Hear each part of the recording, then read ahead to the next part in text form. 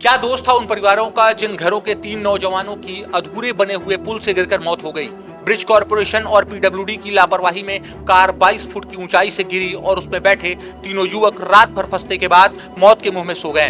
क्या पता होगा गूगल मैप पर रास्ता देखते हुए उस कार में बैठे उन लोगों को जब आधा पुल चढ़ने के बाद पुल ही खत्म हो गया होगा। यह सवाल तो पूछा जाना चाहिए कि दोष गूगल मैप का था या दोष उस कंस्ट्रक्शन कंपनी का जो पुल को बना रही थी, या उस इंजीनियर का कि जिसकी देखरेख में पुल का निर्माण चल रहा था, या गलती ब्रिज कॉर्पोरेशन या पूरे पीडब्ल्यूडी की थी। क्या होगा, अब कोई गांच गिरेगी इंजीनियरों पर या इस लापरवाही पर जांच बैठा दी गई और रिपोर्ट आ जाएगी कि इस तरह की बात करके कि परिवार वालों को कुछ रुपए सहायता राशि देकर भुला दिया जाएगा। फिलहाल executive engineer PWD Naresh Kumar ने तो सफाई दे दी कि पुल का अप्रोच 2022 में की बाढ़ में बह गया था।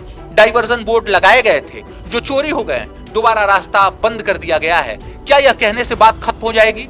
2022 के बाद अभी तक समय या पैसा नहीं आया जिससे पुल का काम आगे बढ़ाया जा सके। 2 साल बीतने के बाद भी अगर काम शुरू हो गया होता तो यह हादसा होने से बच जाता। इस तरह की लापरवाही का ये पहला मामला नहीं है। अभी हाल ही में गोरखपुर के खाद कारखाने के पास बन रहे ओवरब्रिज का gutter SSP inspector Vijendra Singh के ऊपर ही गिर गया, जिससे मौके पर ही उनकी जान चली गई। बिहार के भागलपुर में बन रहा पुल भरभरा कर गंगा नदी में गिर गया। कहीं ऐसे भी पुल गिरता है? आपको बताते चलें कि अररिया जिले में 12 करोड़ से बना पुल उद्घाटन से पहले ही धड़ाम हो गया था। 10 महीने में 27 लोगों की जान गई, 200 की हड्डियां टूटी। कैसे सड़क बनाते हो आप लोग? बताते चलें कि पीडब्ल्यूडी विभाग की लापरवाही से 27 लोग जान गंवा चुके हैं और 200 से ज्यादा लोग घायल हो चुके हैं। सड़क चौड़ीकरण के लिए 10 महीने पहले पीडब्ल्यूडी विभाग ने सड़क की साइड को 2 मीटर गहरा खुदवा दिया था, लेकिन निर्माण कार्य पूरा नहीं हो पाया। दिल्ली का मेट्रो का पुल गिरा जिसमें 5 मरे और 15 घायल। ये सब वो आंकड़े हैं जो हाईलाइट हैं। ऐसे मामले अगर पढ़ने लगे तो शायद बात ही खत्म नहीं होगी। लेकिन कब आंखें खुलेंगी हमारी और इन अधिकारियों की? गलती सिर्फ इनकी ही नहीं है, गलती हमारी और आपकी भी है।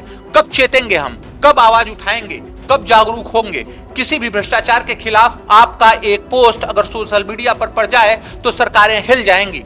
आपसे एक निवेदन है कि आवाज उठाइए। अगर कहीं भी गलत हो रहा हो, आपके आसपास गांव में, शहर में, रास्ते में कहीं भी खराब रोड बन रही हो, नाली टूटी हो, आपके गांव के सरकारी या प्राइवेट स्कूलों में पढ़ाई ना हो रही हो, प्राइवेट स्कूलों में अगर आपको लगता है कि फीस ज्यादा है, कहीं ट्रैफिक हो, ट्रेन लेट हो रही हो या ट्रेन में सफाई ना हो, गांव में कोई भी परेशानी हो, आपके अगल बगल कोई भ्रष्टाचार या अत्याचार हो रहा हो, हॉस्पिटल आपको या किसी गरीब को बेवजह पैसा लेके ऐंठ रहा हो, तो अपनी सोई हुई आत्मा को कुरे दिए और गलत के खिलाफ नहीं आवाज उठा सकते तो कम से कम फोटो लीजिए उस घटना की और सोशल मीडिया पर एक पोस्ट करिए, हमें भेजिए 9838512281 पर। हम आपकी बात जनता तक पहुंचाएंगे। कोई भी सोशल मीडिया प्लेटफॉर्म आपका कैरेक्टर डिसाइड नहीं करता। आपको एक उदाहरण के तौर पर बताएं तो जब भी आप फेसबुक पर लिखने जाएंगे तो वहां लिखा होता है व्हाट्स ऑन योर माइंड। आपकी वह फोटो नहीं मांगता, वो कहता है कुछ लिखिए जो आपके विचार हो।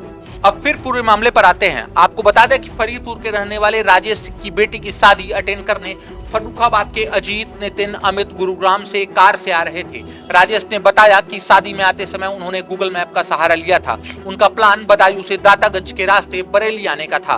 उन्हें नहीं पता था कि रामगंगा पर बना पुल 2022 से ही टूट चुका है। उसके अप्रोच और पिलर बाढ़ में ढह गए हैं और गूगल मैप ने उसी पुल का रास्ता दिखा दिया। पुल पर चढ़ते समय न ही कोई बैरिकेडिंग थी और न ही कोई डाइवर्जन का इंडिकेटर था और उनकी कार आधे पुल चढ़ने के बाद 22 फीट गड्ढे में नीचे जा गिरी। इस घटना के पीछे आपको इतनी बातें बताने का ध्येय था, आपको जागरूक करना। अगर आपको वीडियो इन्फॉर्मेटिव लगी तो लाइक करिए, अपने विचार साझा करिए और वीडियो शेयर करिए। स्वस्थ रहिए, सुरक्षित रहिए, देखते रहिए संपन्न भारत। जय हिंद।